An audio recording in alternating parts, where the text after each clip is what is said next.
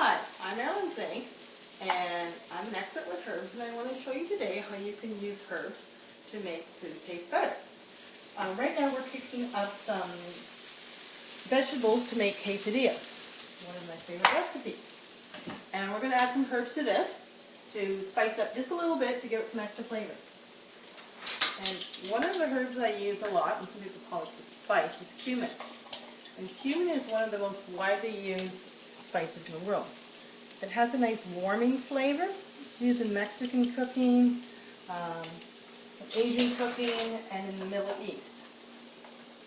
It's a great herb or spice, whichever one you want to call it, to add to mixture for making quesadillas. And the other one I'm going to use is basil.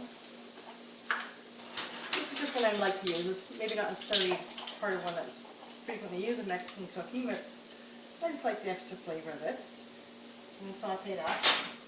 And we've got a mix of peppers in here, some garlic, a clove of garlic, onion, and some mushrooms.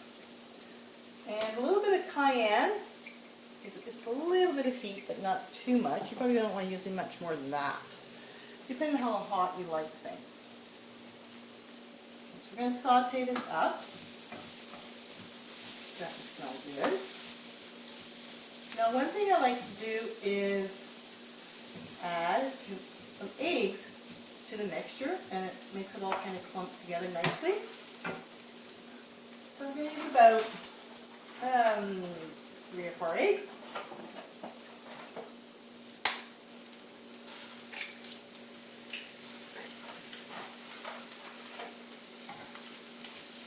Of course, you want to scramble them. I'm just going to fry them on top. And this is just a nice way to make the quesadilla hold together well, and of course it gives it some protein. And some people like to use, maybe a little bit of extra protein if you want to add some shredded meat or some lunch meat, some vegetarian food, tofu, fish, shrimp, whatever your choice is for the flavor you want. So, and we got this frying pan heating up for the quesadillas. So one more egg should probably about do it. And this amount of quesadilla, I usually make this up to make about 4 quesadillas. And these are the large tortilla shells, as you can see over here. I've got prepared.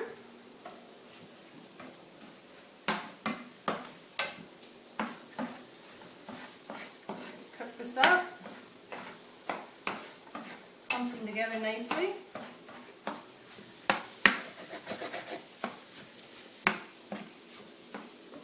One thing I didn't mention, if you're so inclined, I've got some fresh cilantro here from the garden.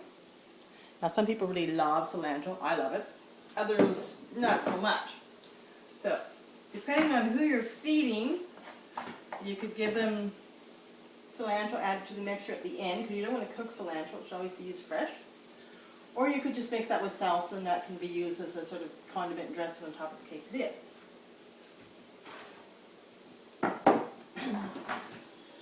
Okay, so we're just about ready. Get these ready. This frying pan has been heating up, so it should be nice and warm.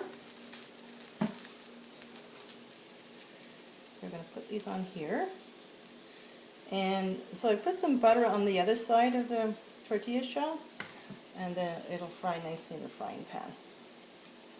Another way someone could do that, if they wanted just to put the butter straight into the frying pan. So you put that on there. Down. Oh, I'll just get out cooker, spatula. I like to kind of flatten it down so it all kind of holds together nicely. Cooks really well. Okay, so then we put it in there. It's going to fry up. And we'll have another version going here.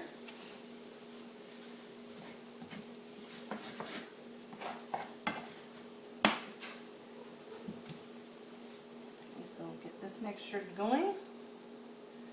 And once you have the mix kind of made up, it doesn't take all that long to cook.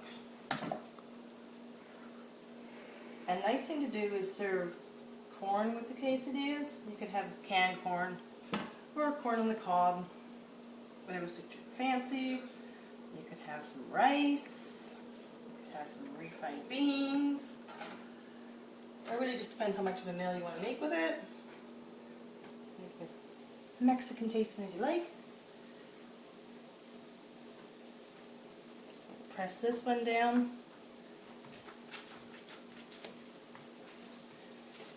Nice and flat. There, it's cooking up nicely. So when this is done, you can serve it with salsa, some sour cream, cut it into wedges. You can serve it as, oh, I don't know, something at a party. You can give it to your guests, maybe for a light lunch, whatever you want to do. So to find out more about this recipe, other herbal recipes, and gardening tips, health tips, so much more, go to our website. It's herbguide.ca. So that's www.herbguide.ca. And I'll see you then.